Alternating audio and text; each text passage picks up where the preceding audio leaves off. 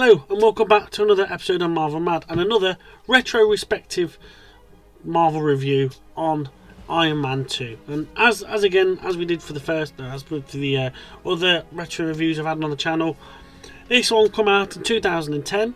It made 623.9 million on the box office, so more than Iron Man 1, which I'm very surprised about, to be honest, because for myself, this was not as strong a film as the first Iron Man. It's better than the third, and we'll totally get to why that is another point. But yeah, it's not as good. It's still got a strong cast. Like I say, Scarlett Johansson's been introduced to this as Black Widow. We have Mickey Rourke's Whiplash was an okay villain. It was not one that I was really like, oh, he's in grave danger or anything like that sort of thing. We had Sam Rock as Justin Hammer, which again, he was absolutely fantastic as Justin Hammer.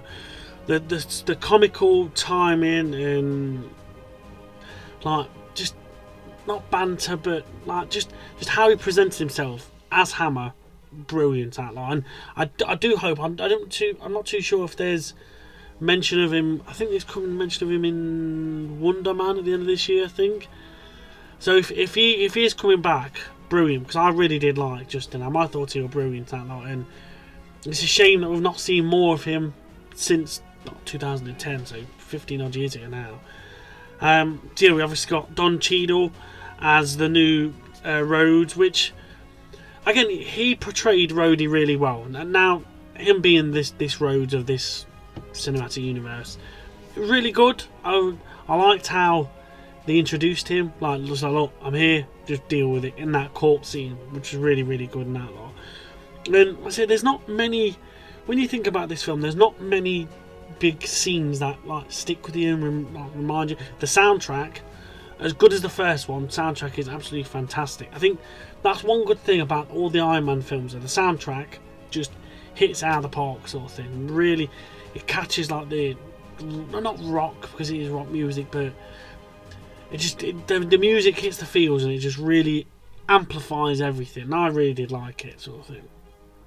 So yeah, having him come in as the War Machine as Rhodey Rhodes was quite good. And I tell you, I didn't realise this actually got awarded, and nominated for an award of the Academy Awards for Best Visual Effects. Now looking back at it, I can understand why, because like you had him, especially in the court scene where he's showing you all the different drones, like this is Russia, this is Justin Hammer, this is China, this is all these other different countries that are trying to use the Iron Man sort of suit and techniques to build their own, and they're just absolutely failing. And he's like, look, I'll do it for free, and all this, that and the other sort of thing, just literally flipping them off, and like they're taking the Michael, really. I just thought it was really, really good and really clever and funny, and it was just like, look, I'm Iron Man, nobody else can do it theoretically, I'm Iron Man, just deal with it, sort of thing. Really, really good and really, really funny and everything like that. But yeah, there's not real many scenes where you really remember it, sort of thing. Like the two scenes for me, obviously the court scene where they're obviously talking and telling him he's got to hand the Iron Man weapon over, when he's not weapon, it's him. And then the other scene really is when after Whiplash is like seeing him on telly and building his own weapons and trying to get his father recognised, because he, like Howard Stark, just ran away and stole his ideas basically, which probably back in them days now, like it's what's the word, the strongest will survive sort of thing. So I'm not surprised when you look back at Howard and other things. He does look like a bit of a dick, and he would do that sort of stuff, so it doesn't really surprise me, sort of thing.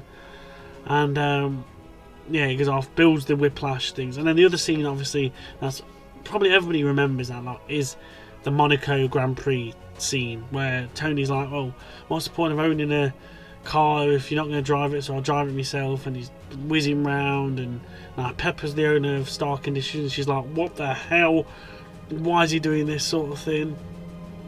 I forgot to mention it in obviously the original one, John Favreau as Happy Hogan. Now, like, he does that so well now, like, and even though he's the director and he like wants to put himself in the film, but him as Happy Hogan, so funny, so good in that lot, and he's got so many good comic timings with other characters and stuff like that as well. Really, really good in that lot. And like probably, would you say it's a good memorable scene? Because like the Whiplash one where he slices the car in half at the Monaco Grand Prix, and then like the best suit for me up to this point as well, the best suit is that suitcase suit. I don't care what you say about the others, like the ones flying towards him, and stuff like in Iron Man 3, or is like the Hulk bust or anything like that. The best suit for me is that suitcase one. Like literally just pulling it up, putting it on his chest, just fills his body in that like to be that suit. I loved that suit. That suit was absolutely fantastic. But yeah, having that suit and then having that as the battle for against Whiplash and stopping him and stuff like that was really, really good in that lot. And then you see you've got the introduction of Scarlett Johansson's character being there to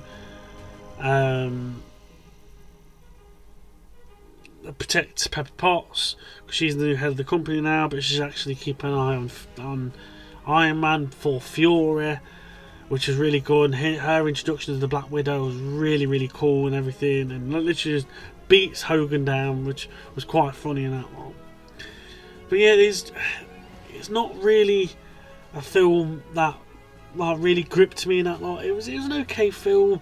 It's better than Iron Man 3. I liked how he has to like find a different power source for his like arc reactor and get rid of the palladium, where he finds like a new element that his dad like found and what was looking at and created, and that replaces palladium, stop all the poisoning. Because that like techno jigsaw puzzle that was going down his neck and everything, that was really, really well done, and I really did like that sort of thing.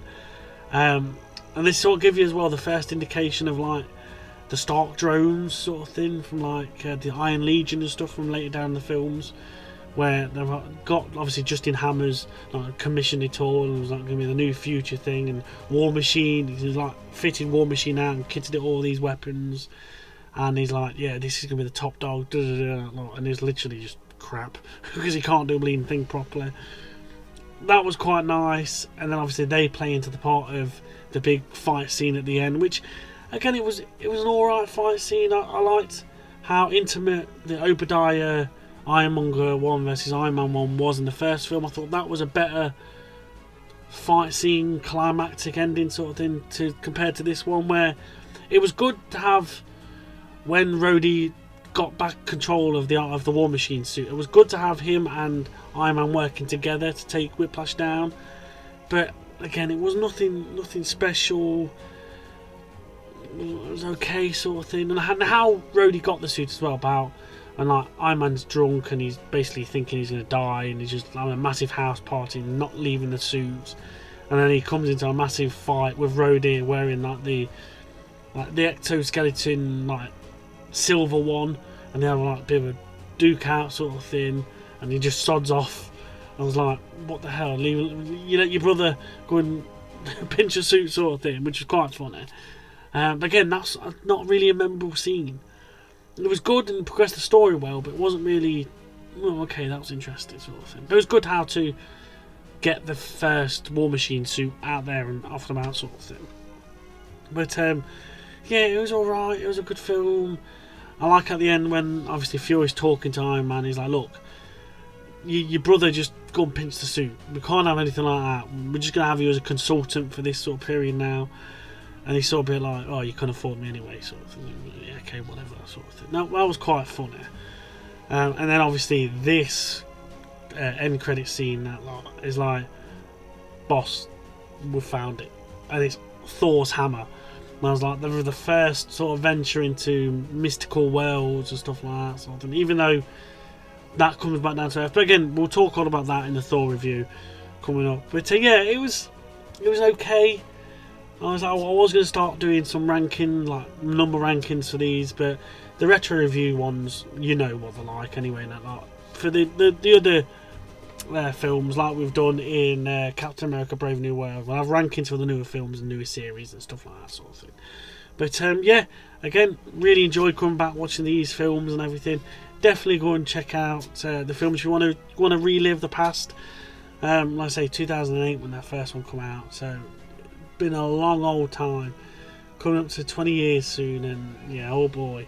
But yeah, go and check out Iron Man 1, Iron Man 2, and Incredible Hulk and that sort of thing if you wanted to. And go and check out our other retrospective reviews up on the channel now, as well as our normal reviews of normal content coming out daily, sort of thing. So yeah, thank you very much for joining us on another episode of Marvel Mad, and we'll see you all on the next episode. Thank you very much, and goodbye.